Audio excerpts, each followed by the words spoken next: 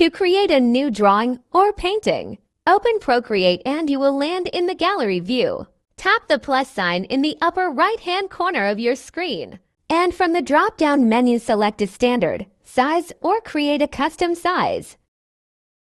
If you choose to create a custom size, tap on the black box with the plus icon in the upper right-hand corner of the drop-down menu. From here you can set up your document properties. You can name your file. You can adjust the weight and the height.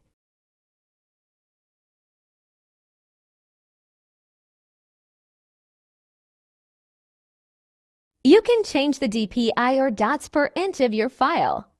You can also notice the maximum number of layers available to you with this file size. You can also control your color profile settings, your time-lapse video settings, and your canvas properties. If you want to change your background color, just tap on the right circle and select a new color for your canvas.